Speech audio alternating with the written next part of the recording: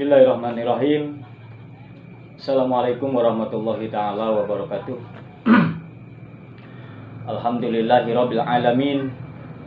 Wabihi nasta'in wa ala umuri dunya waddin. Wassalatu wassalamu ala asrofil anbiya wal mursalin wa ala alihi wa sahbihi ajmain, amma ba'du.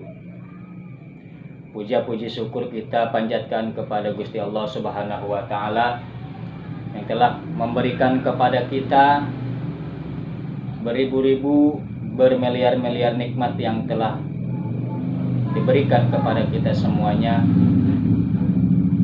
yang mana diantaranya ialah nikmat iman dan nikmat Islam yang disertai dengan nikmat sehat walafiat. Sehingga dengan adanya nikmat ini, dengan nikmat sehat walafiat, nikmat sehat panjang umur, alhamdulillah saya Al-Fakir dan semua para subbreaker semuanya masih bisa bermuajahah meskipun dengan jarak jauh. Tapi mudah-mudahan kita semua dipanjangkan umurnya oleh Allah Subhanahu wa taala, diberikan selalu kesehatan jasmani wa ruhani, selalu diberikan jembar rizki yang barokah, manfaat dunia akhirat. Amin ya robbal alamin. Salawat beserta salamnya selalu tercurahkan kepada junjungan alam Kanjeng Nabi Muhammad sallallahu alaihi wasallam, kepada para keluarganya, para sahabatnya, dan kepada para pengikut-pengikutnya. Mudah-mudahan kita semua termasuk para pengikutnya. Mudah-mudahan kita semua dianggap dan dimasukkan ke dalam umat Kanjeng Rasul sehingga kita mendapatkan syafaatul husna dari beliau. Amin ya Allah ya robbal alamin. Alhamdulillah, kembali lagi bersama saya Kang Uwais Al-Korni dalam channel Jam-Jami TV. Dukung terus channel kami. Jangan lupa subscribe, like, and comment, serta share agar tidak tertinggal dengan konten-konten dan video-video selanjutnya. Nah, dalam kesempatan ini insya Allah saya akan berbicara atau berbincang-bincang dengan salah satu narasumber. Beliau adalah kameramen saya. Beliau adalah kameramen saya, yaitu Bang Dian atau Bang Dian Ganjen. Nah, di sini yang akan saya bahas ialah tentang kejadian-kejadian yang terjadi kepada beliau. Jadi mohon maaf, ini tidak ada rekayasa. Jadi saya hanya ingin bertanya-tanya kepada beliau. Karena meskipun saya tinggal di sini sudah beberapa tahun, tapi saya baru mengenal beliau yaitu baru 1 bulan. Dekat dengan beliau baru 1 bulan. Jadi sebelumnya hanya sebatas kenal di musola, di masjid kan gitu, sebatas sholat pengajian, hanya sebatas kenal sampai di situ. Namun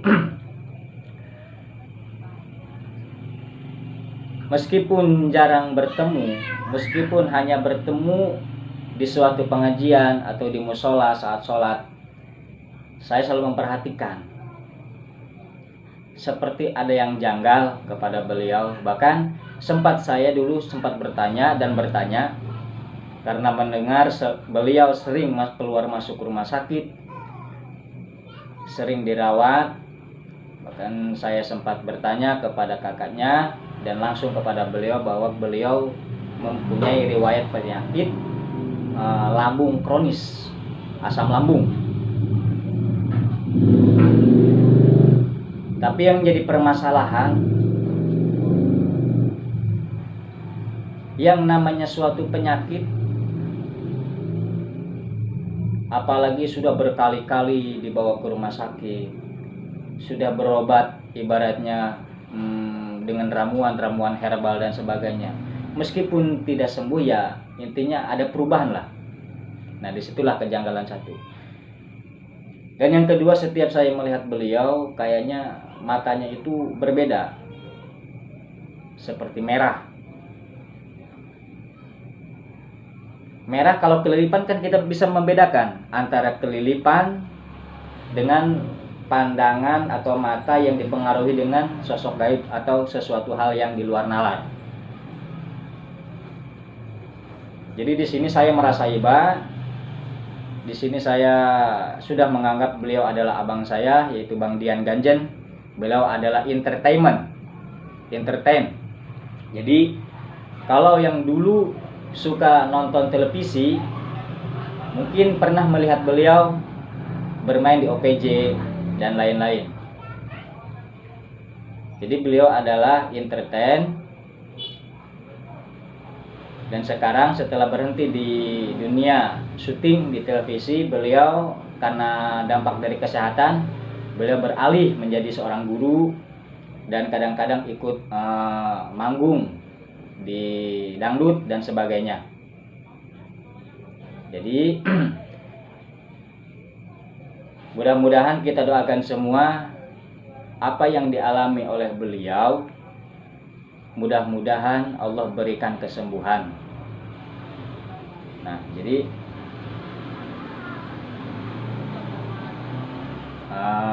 mungkin saya panggil beliau ya, Bang Dian Ganjen. Kenapa lu Ustaz nih? Silakan di sini, Bang. Aduh, ya Allah, gimana kabar Tad? Alhamdulillah sehat-sehat. Sehat, walafiat Tad ya. Gimana Bang Dian, sehat? Alhamdulillah Tad, kan tadi saya nyimak Tad di depan Tad, karena saya kan kameramen kan. Iya, jadi mungkin langsung aja Tad kali ya. Iya, iya. Karena mungkin saya dulu, mungkin Ustadz sini kan bisa dihitung masih baru Tad ya. Iya. 3 atau 4 tahunan Tad ya. 5 tahun. Oh 5 tahunan Tad ya. Dan juga dulu mungkin waktu Ustadz kesini 5 tahunan saya masih sibuk Tad. Iya. Di dunia entertain kan gitu.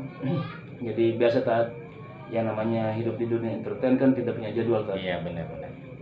Kadang-kadang malam dibuat siang, siang dibuat malam, kadang-kadang siang dan malam gak ada bedanya. Itulah di dunia entertain. Itu Tad gitu. Iya. Nah, para pemirsa, inilah Bang Dian Ganjen, kameramen saya. Jadi beliau dulunya adalah seorang entertain, namun setelah mengalami penyakit yang mungkin tidak mendukung beliau untuk selalu nimbrung atau berjuang di dunia entertain, jadi sekarang beliau lebih menyibukkan diri dengan mengabdi untuk mengajar kepada murid-murid di sekolah. Iya. Dan alhamdulillah sekarang saya bisa berbincang-bincang dengan beliau.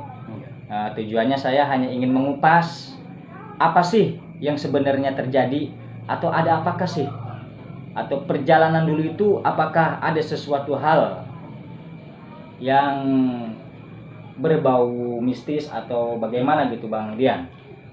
Begini Tad, jadi karena mungkin ya dari keluarga Tad ya, ada di bagian senang dengan seni. Iya. Saya waktu kelas 2 SD pun saya sudah mulai senang dengan yang namanya seni gitu. Terus lama-kelamaan, tingkat SLTA saya mendalami di dunia entertain. Iya. Terus itu MC kayak gitu.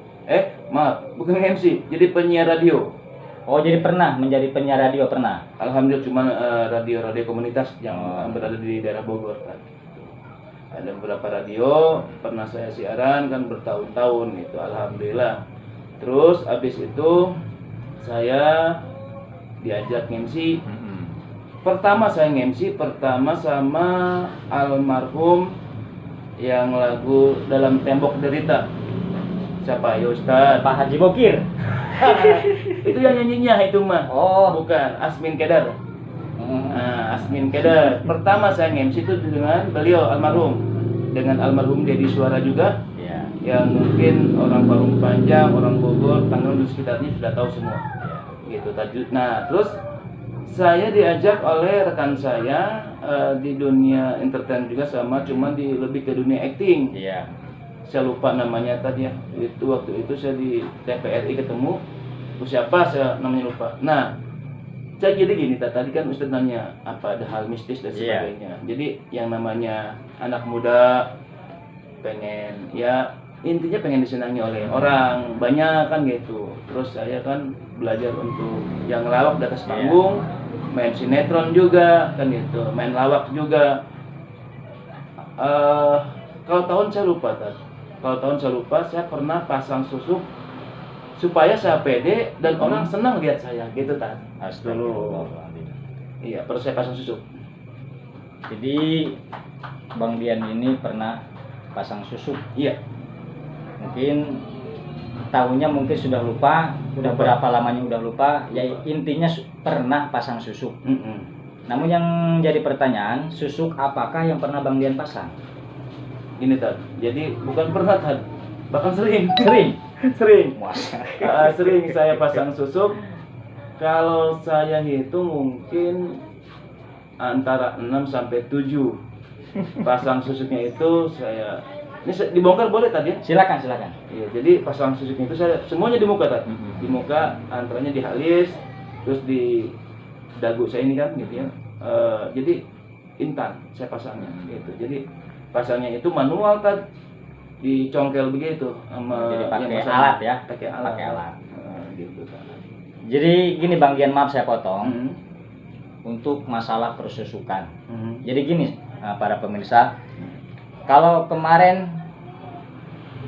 tidak saya ruqyah awalnya, kalau kemarin tidak diawali dengan ruqyah, mungkin saya tidak tahu apa yang dialami dengan beliau, yang dialami oleh Bang Dian ini, gitu kan. Jadi alhamdulillah saat ini beliau bersedia untuk membuka sejarah-sejarah yang pernah beliau jalani dulu. Jadi gini Bang Dian. Iya, Tad. Masalah susuk. Di dalam ilmu agama ada dua hukum. Ada yang membolehkan, ada yang tidak. Nah, namun memang kebanyakan, jadi mungkin bisa dikatakan 70% itu diperbolehkan, 70% tidak diperbolehkan, 30% itu diperbolehkan. Gitu. Makanya banyak para kiai atau ustadz al-hikmah yang tidak menerima jasa pasang susuk. Nah gini, sebetulnya pasang susuk itu tidak berbahaya Bang Dian.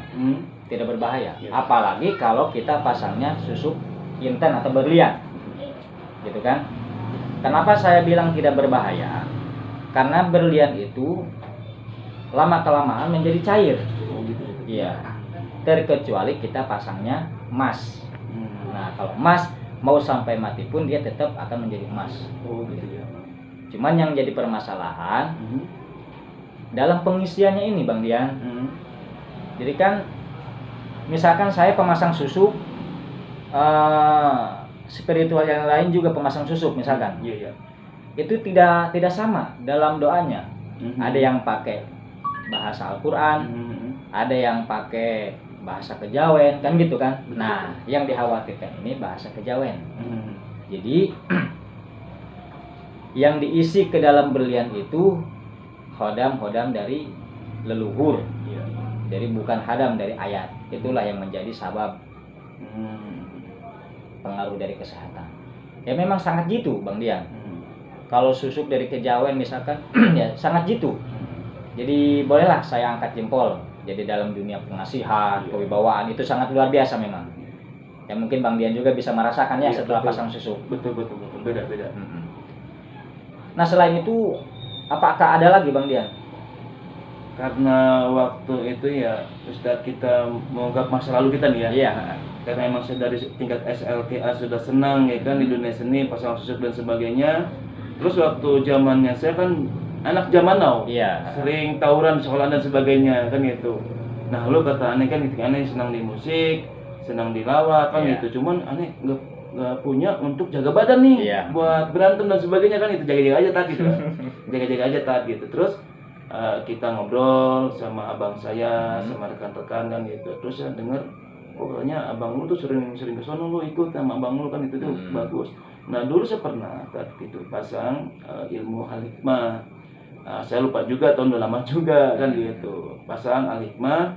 Jadi kayak ilmu semacam apa tadi yang jeblagan ya. Main perut ya. Main perut itu. diantaranya itu kan susuk, Iya. terus itu gitu. Tapi proses dalam belajar al-hikmah itu ada nggak proses-proses puasa atau mandi dan sebagainya? Tidak ada Tad. Tidak Jadi, ada. jadi ada 7 syarat yang berupa fisik dan non fisik, semuanya itu 7 gitu. Contohnya tadi ya, kalau non fisik itu misalkan jangan judi, Iya. jangan berbohong, Syiar itu mah ya, jangan memang. zina itu.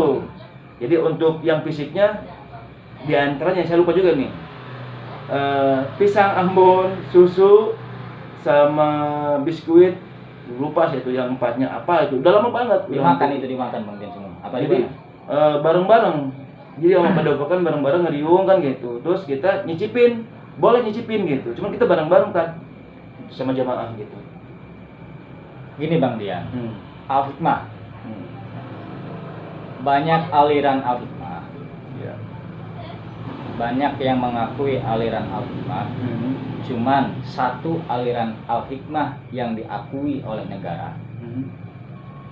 yaitu al-hikmah yang pusatnya di Cisoka, Banten. Hmm. Yaitu yang yang guru besarnya ialah Abah Haji Saki, Ya. gitu kan. Hmm. Jadi dalam belajar al-hikmah itu sebetulnya tidak ada syarat-syarat tertentu Bang Dian. Hmm.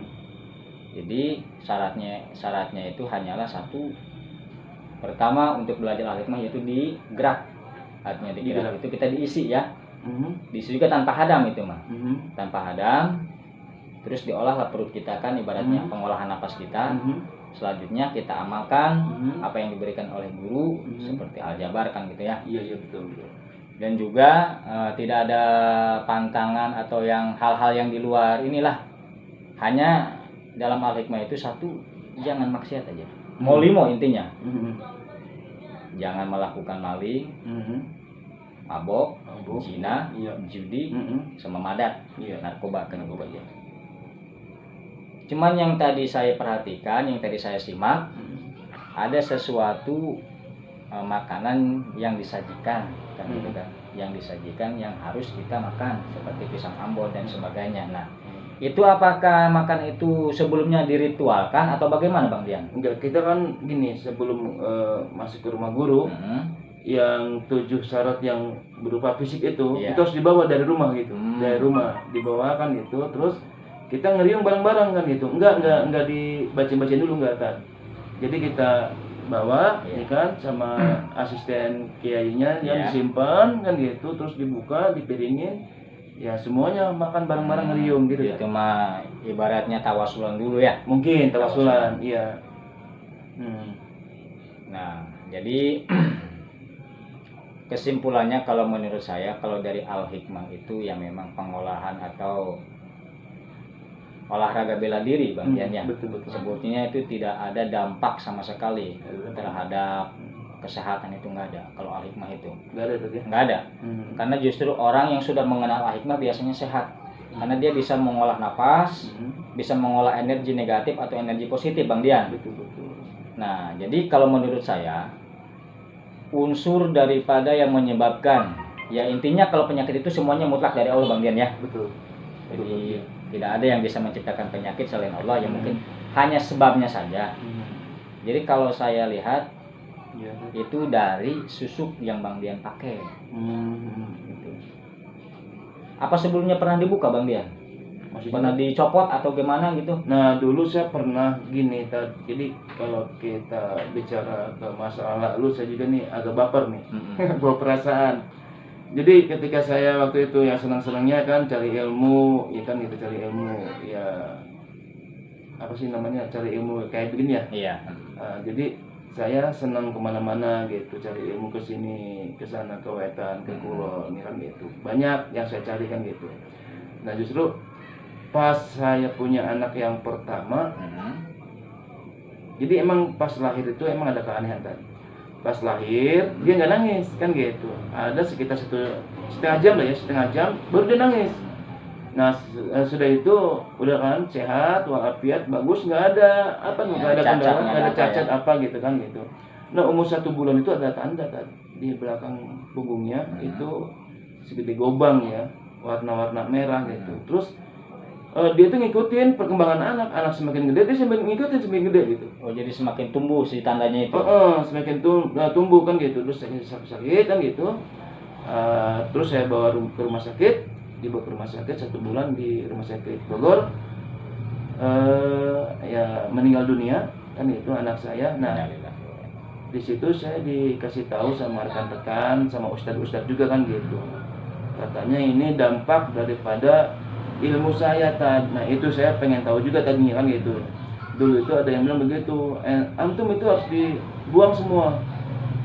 Anak antum itu meninggal gara-gara antum kan gitu. Kenapa? Antum tuh cari ilmu ke sini kan gitu. Tidak diperhatikan keluarga. Ini dampaknya ke anak gitu. Nah saya nggak tahu tadi kan gitu. Nggak sampai sana kan gitu. Apa itu betul atau tidak tadi? Tergantung juga Bang Dian. Kalau saya lihat dari Al-Hikmah itu sebetulnya tidak ada unsur ke situ ya.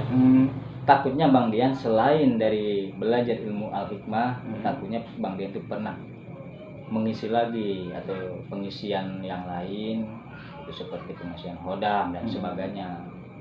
Jadi gini tadi, ini ada kejadian aneh juga ya dulu. Jadi saya niatnya main ke rumah teman tetangga kan gitu, cuman dia tersebutnya Jawara kan gitu ya. Dia itu manggil saya, bro, katanya gitu. Kayaknya anak-anak muda kan itu. Apa? Yuk kumpul yuk. Gimana? Tuh kontrakan rumah gua lo, ada ini lo, ada guru gua begini kan gitu. Ya dengan polosnya saya kan gitu, dengan polosnya saya paranin kan gitu, terus ke kontrakan. Saya suruh minum air kayak kopi, hitam persis kopi ya kan gitu, sama teman saya gitu. Bukan ini mah, bukan narkoba, bukan topi miring, bukan minuman, bukan lah kan gitu. Nah saya kirain kopi. Pas saya minum itu air hitam itu yang bentuknya kayak kopi, itu nggak terasa, artinya nggak terasa manis, nggak terasa pahit, jadi hambar. Nah itu saya ada kecurigaan teman saya, cuman mudah-mudahan saya bukan fitnah ya. Ini kecurigaan saya kan itu hampir setengahnya sama saya, ini air apa sih kan itu, kok hitam kayak kopi, kok nggak manis, nggak pahit, nggak asam, itu anehnya tuh kan gitu. Itu apa itu? Nah itu pernah dijebak sama teman itu. Cuman kata tetangga, ente kok berani katanya ke rumah dia, itu kan dukun katanya. Ini juga nggak tahu kan gitu. Mungkin itu aja pengalaman mungkin yang dijebak sama teman, bukan ngisi ya, cuman ya itulah sama teman suruh diminum itu kopi, padahal bukan kopi gitu. Agak aneh juga Bang Dian ya. Agak jadi ada sesuatu yang ganjil kan ibaratnya. Jadi tanpa ada kejelasan, entah itu kopi, yang namanya kopi yang mungkin para pemirsa bisa mengetahui kopi itu kan ada yang pahit kalau nggak pakai gula ya kan, ada yang manis kalau pakai gula. Mungkin Bang Dian juga bisa merasakan dan bisa membedakan betul ini kopi atau bukannya kan. Tapi setelah meminum itu Bang Dian, ada nggak reaksi ke badan atau dan seperti gimana lah gitu? Jadi waktu itu kalau saya nggak salah, kalau saya nggak sering, kejadian lama banget ya, hampir 15-17 tahunan deh. Udah lama banget. Cuman kayaknya setelah minum itu 3 atau 4 menit gemetar. Badan. Cuman sebentar badan. Cuma sebentar gitu. Nggak lama, cuman ya bisa hitungan detik lah. 5 atau 10 detikan lah gemetar badan. Tapi udah nggak ada apa-apa gitu, biasa aja gitu. Saya juga heran tuh, kok teman kok sampai beginian gitu. Saya ketawa-ketawa gitu. Kita bukannya suujon atau fitnah alhamdulillah ya. Yang takutnya gini Bang Dian. Mungkin rekan Bang Dian itu yang dulu, teman Bang Dian itu yang dulu tahu Bang Dian itu kan suka berguru kan gitu kan. Betul. Takutnya dia ingin mengetes Bang Dian tanpa Bang Dian ketahui dengan cara mengasih air itu. Takutnya begitu Bang Dian. Mungkin juga sih. Karena polos tadi, ya udah kan saya minum kan gitu. Ya sambil ketawa-tawa kan gitu. Kata dia, makan lo kan itu kopi dingin kan gitu. Biasanya kan kopi dingin kan maaf ya, tadi semacam topi miring kan, alkohol dan sebagainya. Ini bukan, aneh, panas enggak gitu. Cuman dia emang dingin kayak es gitu, dingin gitu. Cuman nggak pakai es enggak, cuman dinginnya kayak es gitu. Itulah gitu. Kejadian yang aneh tuh teman, nggak tahu juga tuh tujuannya apa, saya nggak tahu. Teman sampai situ kan. Jadi selain itu udah nggak ada lagi Bang Dian ya, nggak ada berguru kemana-kemana lagi, nggak ada. Banyak saya, banyak. Nah, Gitu. disinilah yang jadi pertanyaan gitu Bang Dian. Jadi saya tidak bisa menyimpulkan ini penyebabnya dari ini kalau belum terbuka semuanya Bang Dian gitu. Jadi saya pernah juga ke daerah Cicoo, itu guru abangnya saya gitu. Jadi kalau saya cerita mungkin pemirsa juga, Ustaz juga nggak percaya mungkin ya. Jadi ada keanehan kan. Jadi sama dengan ilmu hal hikmah ya, yang saya tahu tuh dulu. Jadi itu golok di kali tadi ya, tapi deras airnya, ya kan? Dia lemparin nih, ya itu jauh lempar, sekitar ya 2 sampai 100 meteran lah ya itu. Udah itu golok kayak ada yang megang gitu di atas air, bangun terus gitu. Terus bangun ditarik begini tuh kan, aerosol pas mau ke badan kan ditahan begini tuh. Nah itu ini ilmu apa itu? Saya pernah juga itu di situ daerah Coo itu kalau nggak salah. Daerah Kulon ya. Daerah Kulon, iya. Gitu. Terus juga saya pernah dipandiin juga sama ya guru saya juga Sapu Jagatnya Banten. Mudah-mudahan ya Pak Kiai sehat, Al-Mukarram Malam Simpas ya namanya ya. Penjaga pusaka dari Banten kan gitu. Beliau juga mungkin guru saya. Saya pernah juga dipandiin sama beliau gitu. Sama beliau. Oh iya, Kiai Astari kalau nggak salah. Kiai Astari Pak Kiai Astari ya kalau nggak salah. Pokoknya terkenal dengan Sapu Jagat aja. Sapu Jagatnya Banten gitu. Sapu Jagatnya Banten. Ciri-cirinya Bang? Ciri-cirinya ya gemuk ya kan gitu, emang tua kan gitu. Terus berjenggot juga. Dia itu khusus untuk menjaga pusaka-pusaka yang ada di Banten. Kiai Astari kalau nggak salah saya. Kalau nggak salah udah lama juga. Kiai Astari ya. Saya udah hampir 10 tahunan guys silaturahmi dengan beliau. Tapi sekarang masih ada Bang Dian? Udah 10 tahun saya belum silaturahmi saya. Udah 10 tahun gitu silaturahmi. Jadi kita ambil kesimpulan aja Bang Dian ya. Memang begini Bang Dian, dalam dunia perguiban, dalam dunia keilmuan itu memang tidak sembarangan Bang Dian. Terutama dalam hal pengisian.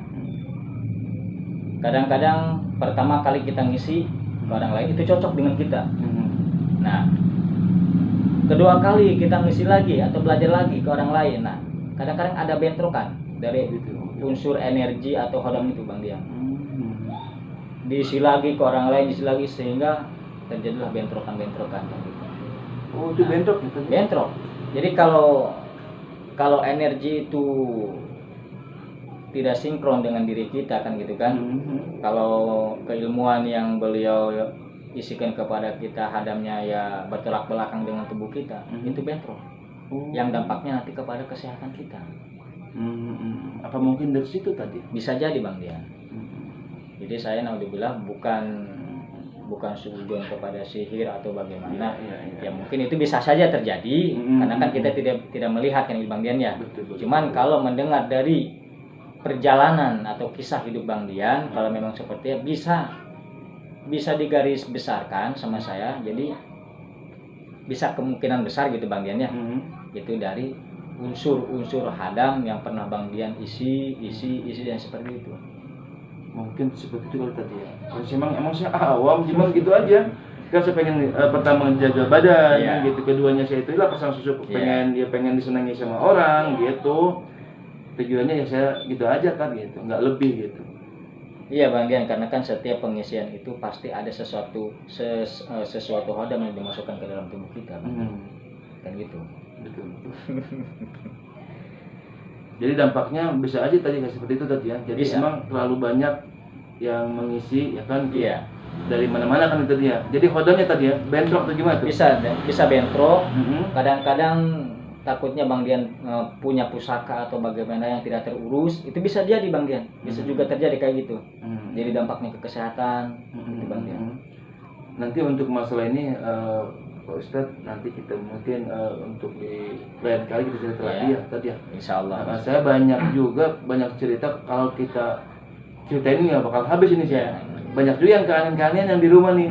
Mungkin insya Allah tadi ya nanti kita bahas lagi tadi itu.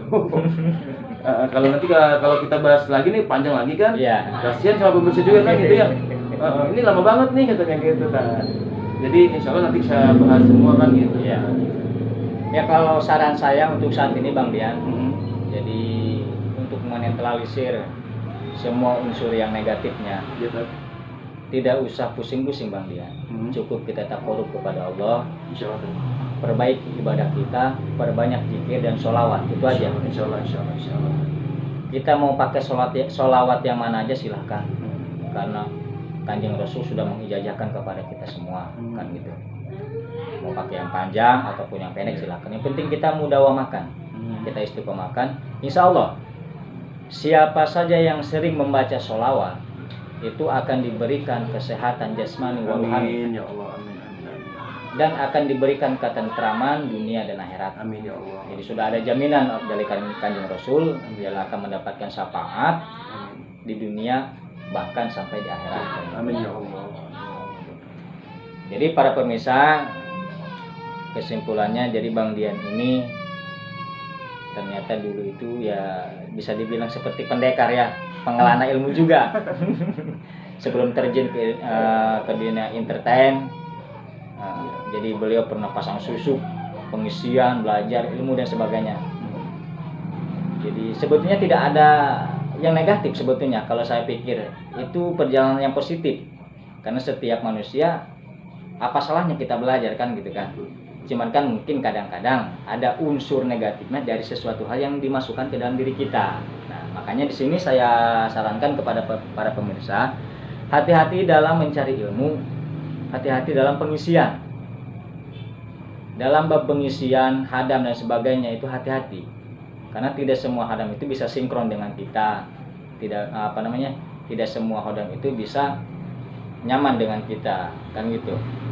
Jadi saya hanya sarankan kepada para pemirsa yang menonton video saya, lebih hati-hati dalam berilmu. Carilah guru yang bersanad, carilah guru yang sedasar-dasarnya pernah menginjak dunia pesantren, agar tidak sasar kitanya. Mungkin bisa dipahami. Mohon maaf juga, bukannya saya so ahli naudzubillah. Jadi saya hanya menyarankan, bergurulah kepada yang serendah-rendahnya pernah pesantren, karena orang yang pernah pesantren itu ya serendah-rendahnya punya akidah, punya dasar, kan gitu Bang Dian ya. Jadi jangan hanya melihat orang lain itu sakti, bisa terbang, bisa bagaimana, tapi tidak sedangkan orang itu tukang judi, tukang apa, kita main belajar, itu nggak boleh, gitu ya. Jadi kalau kita melihat kesaktian, iblis pun lebih sakti dari kita. Mudah-mudahan percakapan malam ini ada manfaat barokahnya Bang Dian ya, buat kita semua. Untuk intinya saya mohon dukung terus channel Jam Jami TV. Jangan lupa subscribe, like and comment.